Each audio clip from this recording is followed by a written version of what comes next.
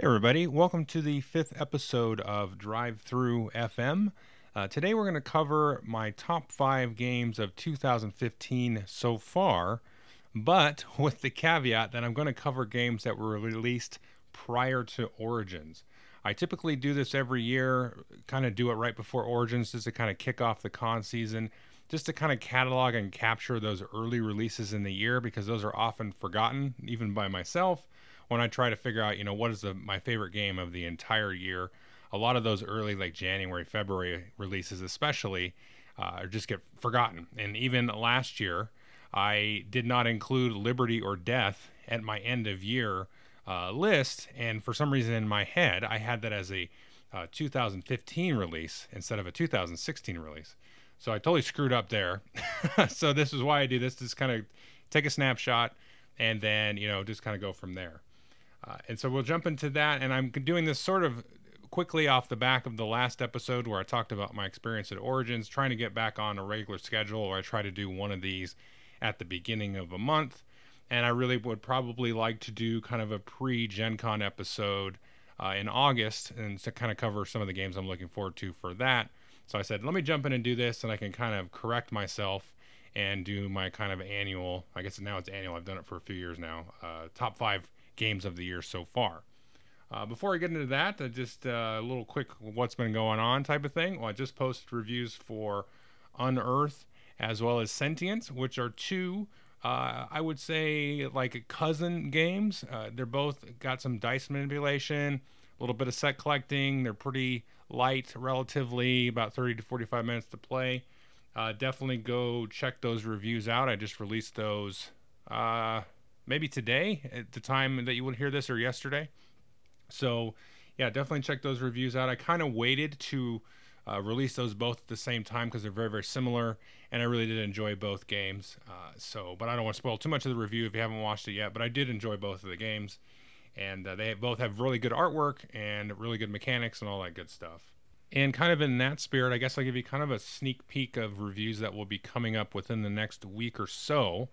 My queue is pretty big. I've had a chance to play a lot of games, and I just need time to shoot videos and edit videos and all that good stuff. But I think next week I will be reviewing Lorenzo Il Magnifico. I've had a chance to play that now some more since I first played it at Origins, and that game's actually really growing on me. I thought the game, after I first played it, was pretty good. It was sound, it was solid, all that good stuff.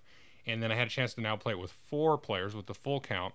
Really enjoyed it at that player count, so more than 2 in some ways, but I'm not gonna get too into detail. But I did like it, I think, a little bit better with the full player count.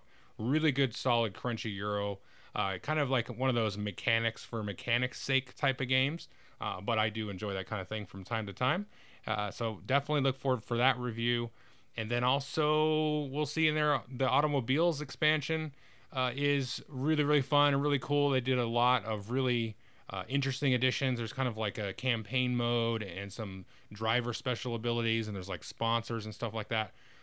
That's a really good one. We love it as a family, playing automobiles quite a bit. So definitely look for that soon. And the next game I might get to will be Cottage Garden, which I've had a chance to play only twice so far, but I'm really liking that. I know it's a little bit older of a game from the perspective of the whole globe, the whole world, but Stronghold's bringing that over now, and I hope to get that reviewed, along with probably a game that kind of come out of nowhere called Skyward from Passport Game Studios. I bumped into the folks there at Origins, and they got me a review copy of it. I was really stunned by the artwork for it. It's really cool, and the quick, brief explanation I got said, okay, this will be good. This will be a good lunchtime game, and we've been playing the heck of that out at lunch and really started to dive into it this week, especially adding in some of the built-in expansion type of things, extra modules to kind of beef up the complexity a little bit. And so I had a lot of fun with that. So those are probably the next few that I'll review that I do enjoy to different degrees. And who knows, I may get a game of Monopoly Gamer in. So I kind of got bit by the hype engine, I guess, or whatever it is, kind of the organic hype engine of folks playing it, liking. I've read through the rules and kind of walk through the turns in my head a little bit. It seems like it would be an awesome game with kids, maybe like 8-year-olds around that age, give or take. So I'm going to try to get that played. I don't have any kids that age anymore, but I may bring it to a game night kind of as a lark and see what we like. But to me, it doesn't really strike me as like this is a game you'd bring to a game night. But it does seem like it would be pretty fun to play this with smaller kids for sure. Now, other than that, I guess the last thing before we move into the main topic is I've been gearing up for a Warhammer 40,000 tournament. That's in a couple of days at the time of my recording of this. And I've only played 2 games of Warhammer 40k so far and really enjoyed it. It's a lot like Age of Sigmar. It definitely has a lot of extra layers in terms of strategy and complexity and all that stuff. It's not a lot more complex than Age of Sigmar, but there's definitely some different layers there because of all the different weapons. And you have like, you know, if I shoot you with my little pistol and I shoot a tank, you know, that's not going to do as much damage. Whereas if I have a flamethrower, that's going to be good against, you know, big old swarm of units that are very small. So you have a lot of those kind of interactions and things. And there's just a couple extra kind of little layers of rules. So I'm pretty excited about that. A little bit nervous, but because I'm not super competitive, but going to these kind of tournaments is just a way to get a bunch of games played in a day. And typically I run into folks with that similar attitude at a local shop here. So that's been a good breath of fresh air and a nice, I guess, change from what I expected. I expected, you know, a lot more hardcore, gritty gamers that are really just kind of out to win at all costs kind of thing. But I hope that kind of carries through with 40K as well. So I'm super excited about that. Now, moving into our top 5 games of 2017 so far, I will just sort of caveat this up front. I think everybody will guess my number 1 game, I would expect.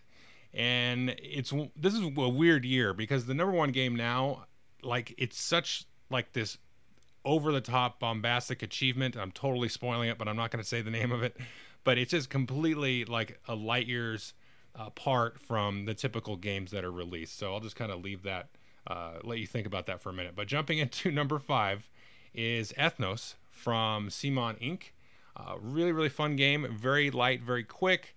I did a review of this one about a couple of months ago, and it's sort of like a Ticket to Ride mashed with Small World.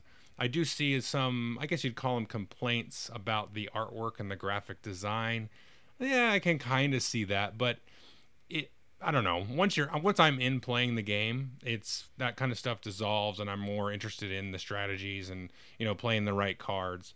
It's got a really interesting set of mechanics that are very simple, like take a card, or play a set of cards, and then you'll activate all these special abilities. So it's kind of like somebody took Ticket to Ride, and instead of just like laying down tracks, you put out these area control markers, and then most of the time activate some cool kind of Magic the Gathering kind of combo-rific ability, and the different creatures that are represented by the cards can kind of interact in strange and interesting ways based on, you know, which of the 12 different creatures you shuffle into the deck, because there's 12 creatures and you use 6 basically decks for the different creatures, and so you can really kind of mix and match the gameplay. There's a lot of reviews on that, and I think the overall feedback in general has been really positive on that game, aside from the art and everything. So definitely check out Ethnos if you've not had a chance to play it. I think it might be tricky to find, but maybe it's now more readily available heading into Gen Con. Now, number 4 is, I think, a little bit, it's going to be a little bit of a tragedy, because this number 4 is Gangs of Camorra. Now, this is from Games Workshop, and this is kind of a light skirmish / campaign game, but with jet bikes and hoverboards. It's set kind of in the Dark Eldar portion of that universe, set in the city of Camorra, and these different kind of biker gangs, I guess you could call them, trying to go and commit crimes. And then they have these interactions, and that's where the gameplay comes in, where you kind of fight it out and duke it out over a couple of different styles of play. And then you have kind of a little mini campaign mode to go through that, and you can upgrade your fighters and get new equipment and all that kind of cool stuff. A really, really fun gameplay, super quick. And just kind of dovetailing off of that, I really wanted to put Shadow War Armageddon higher up on this list, but I decided not to actually include that. I wanted to keep this kind of board game centric. Now, there was a box set of Shadow War Armageddon that you could buy. It came with the terrain, came with some orcs and space marines and the rulebook and all that good stuff. You can't get that box anymore, and it sounds like they're not going to print more copies of it. Now, you can buy the rulebook, you can get, all the different kinds of factions and armies and things that you want to throw into it. But it's not really readily available. I'm not sure how much it's going to be supported. I've really been enjoying that. I've also got to review that one. I could review that one any day. I've played 7 games of it so far. I frankly just haven't had kind of the heart to do it because I know most of the people that listen to this channel are, mostly board game folks. And so they like a box game. I'm the same way. I like a box game with everything in it if I can get it. But on the other hand, paradoxically, I like to play miniatures games now. So it doesn't really bother me. But I do recommend, if you have the inkling and the hankering, to check out Shadow War Armageddon. I will try to do a review of that here pretty soon, because you can get the terrain pieces. You can use any terrain you want, really. You can get the rule book. You can, of course, get the models and all that stuff. But Gangs of Camorra is really cool because it gives you a lot of models in there, enough for definitely 2 players. But if, like, let's say you and a buddy each got a box of it, you'd have way more than enough to kind of run through a campaign and grow your forces and all that really cool stuff. The gameplay is really, really quick. So as a one-off game, you can have like games that end in the second round. It's not really that fun. But if you're playing a campaign, you can play a couple of games back to back, and then it's more interesting because there's just a lot more kind of narrative that's going to flow over the course of those multiple battle sessions. So that's Gangs of Camorra. Now the third game came out very, very early. It may even technically count as a 2016 release. I don't think so, though. This is Manhattan Project Energy Empire, sort of a follow-up to the original Manhattan Project, which came out, I think, about 5 years ago now. This plays not really like the original. This is a little bit more friendly, a little bit quicker, and that's really kind of the thing that strikes me about it. As the few times that we've played this, you can get a game in done like right about an hour. Give or take 10 minutes on either side of that. Even I played a 4-player game of this, and we were done like maybe an hour, 5 minutes, that kind of thing. And it's really quick, really crunchy, really meaty. There's just a lot of really cool decisions, and it's kind of very innovative kind of worker placement kind of thing, which is sort of reminiscent of the original game. But it's not as mean. Like I said, there's not really attacking. You can't bomb other players' buildings and stuff like that. There's some interesting kind of paths to victory going on. There's basically like 3 tracks, like science and technology and economic kind of thing. And so you can kind of branch through all of those. You kind of want to double dip, I think, into 2 of them, and then to really kind of, get your engine a little bit more versatile, but, you don't want to spread yourself too thin. This game I highly recommend because it sits in a unique spot, because I feel like it's kind of a medium to crunchy. I wouldn't say it's heavy, but it's kind of a medium to crunchy Euro that plays really, really, really quickly. It's definitely not a filler at all, and you get a lot of that. You can play a game of this, and it's only going to take you an hour, and you kind of feel like, cool, I had the sort of main course of my game night, and then maybe you can just play it again back to back because it plays so quick. And we've done that. We've played 2 in a row of it. So I definitely recommend this game, and it's another one I've reviewed, and there's been at least a few reviews about this one, and I kind of feel like this one has sort of flown under the radar more than it should have. So definitely take a look at Manhattan Project Energy Empire. That was number 3. Now, number 2, I reviewed relatively recently. This is Yokohama. Now, this came out, I think, at Essen last year, but now it's been brought over by Tasty Minstrel. I know there's a kind of a deluxe edition floating around. I don't have that one. The deluxe edition is really cool. The basic game that isn't the deluxe edition, I don't feel bad that I have that and not the deluxe edition. It's fine. The components are, above average for sure, even compared to most other kind of Euros. This is also a very kind of interesting and innovative, I would say, Euro. It's from the designer of Trains, Hisashi Hayashi. It's got a lot of replayability. It's got some real interesting spatial aspects. So it's kind of like a spatial worker placement game where you'll kind of move your main worker around to these different boards that you kind of organize randomly, and you kind of build like a little map. And so I'll take my main worker and then kind of drop off these little cubes as I'm moving around, and then, you put the cubes down first, then move. But it really becomes stunning in a visual sense, in terms of you can kind of realistically and physically see your strategy on the board. Like it's more of I kind of classify Euros sometimes into 2 categories. Like there's spreadsheet Euros, and then there's more like train Euros that are more spatial, and there's proximity and routes and things. So you kind of have a balance between that. But this one is more on the spreadsheet side, and I'm not using that as a negative term, but it's more like in your head, what's going on in the resource conversion, all that stuff. That's kind of happening in your mind, in your brain space, not necessarily on the board. But this kind of sucks all that out, and then you can really see, okay, this turn I'm going to do this. That's going to be followed by this, hopefully next turn. If Billy does this, then I'll dovetail and do that. But then you can really see that visual plan on the board, which I really, really like in games. And when they can kind of accomplish that, where it's not all in your head and you're kind of leaving everything to your imagination, this is sort of like a blueprint for kind of the roadmap. That's a very corporate term, but I work in a corporate office, and we're always talking about like the 1 year, the 2 year roadmap. You kind of have your long-term goals and then all the little details to get there. And this really kind of feels like that, but in a fun way. I played some games that feel very corporate that aren't quite as fun, but this one is super fun. So I wouldn't let that kind of stiffness of the corporate adjective steer you away. Really, really innovative game. Definitely take a look at Yokohama. And then this moves us into the number one. I'm going to sit here. I'm going to pause for about 3 seconds. And so you can now talk at your car or at your iPod or whatever, and you can say the word along with me. It's Gloomhaven, which is the number one game of 2017 so far. I don't know what else to say about this game that I didn't say in my review, that I haven't heard dozens and dozens of people say on the internet, on forums, and all in their own reviews and stuff like that. It really is just very astounding and audacious, and it's like borderline obnoxious, the level of achievement that the game has. This is really a lifestyle game, frankly, because I have not played this thing, gosh, I would say in at least 3 months. Now I'm a little bit different because, I've got games coming in and reviewing, and I've also got this miniatures thing which eats up time, and also work life and child life and wife life and all that good stuff. So this is very much a lifestyle game. This is a game that you're going to play over the course of a year or maybe 2 years. The campaign's huge. There's so many different characters you're going to unlock.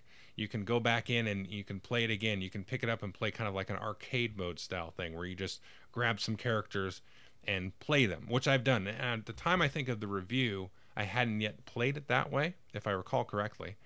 And I've had a chance to play that where we just pick a mission, we pick some guys randomly, kind of like level them up to whatever we want to do, and then we play through it. And it was really, really fun. Like I would totally just play it that way without the kind of the commitment of the campaign. It was still very interesting, a very kind of interesting puzzle to crunch and work through your combat abilities and just kind of play with some of those extra cards that you get, as you level up. It's like, well, let's play up. We're level 3 and we can take these cards and build our little decks, and now we're ready to go. And then, okay, the game is going to scale up to that level. It's really fun that way. I mean, if he had just released the game in that sense, I think it would have been successful to some degree.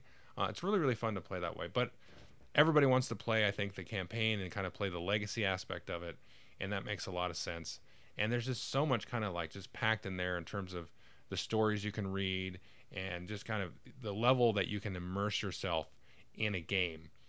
And I think I called the review like the subtitle was D&D in a box, and I got some snarky comment that said, no, there is a game called D&D in a box. It's called D&D, because you can go buy like the starter set and it's in a box.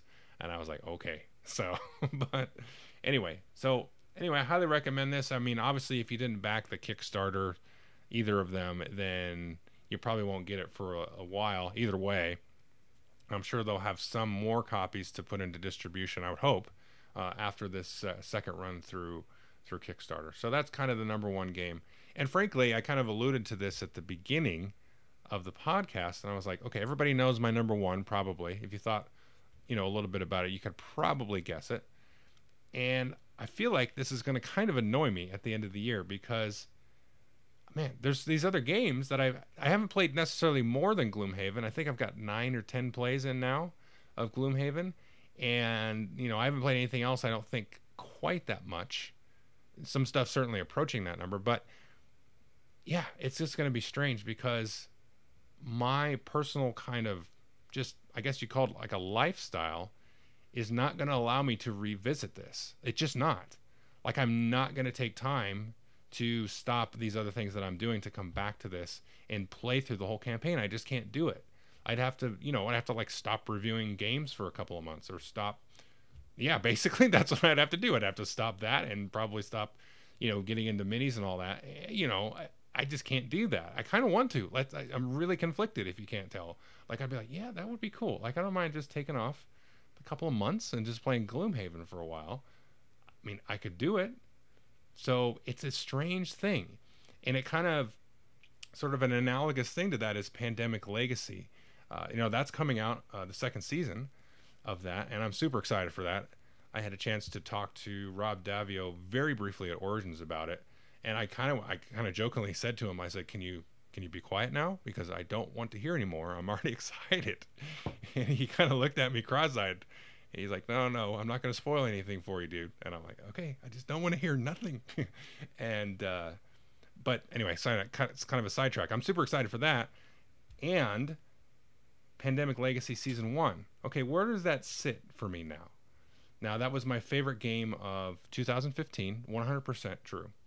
I have not cracked open that box since then. I have not played it.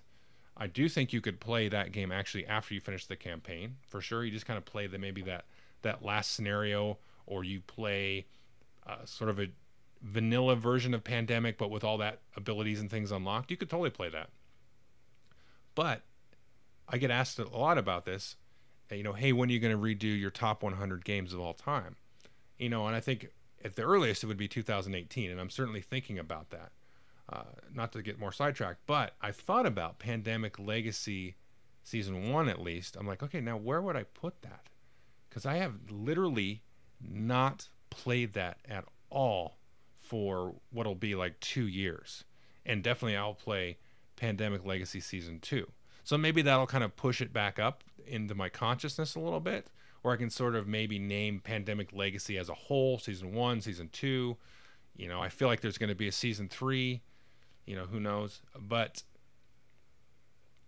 it's very hard to sort of put that game in a list like that, because, like a Kalis, like a Frostgrave, like a One Night Ultimate Werewolf, those are things that are just going to kind of come out generally over the course of the year. Now, I may not play Kalis, more than 2-3 times a year at this point, but when I do, it's like, this wash of fulfillment and pleasure and escapism and all those good adjectives come over me when I play it. So I can revisit it and know, yes, this is still the one or the two.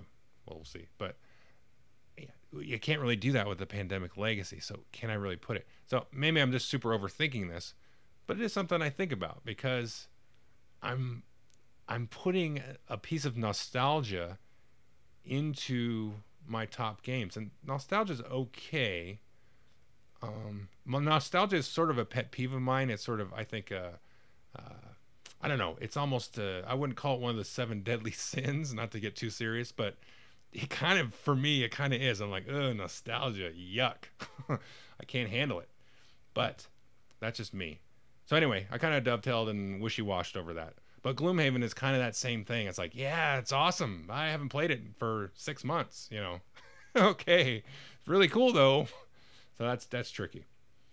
So anyway, that is the topic. Last couple of things to talk about is the next episode we'll be covering kind of a Gen Con preview. I do plan on popping onto another podcast, but it's not confirmed due to scheduling conflicts.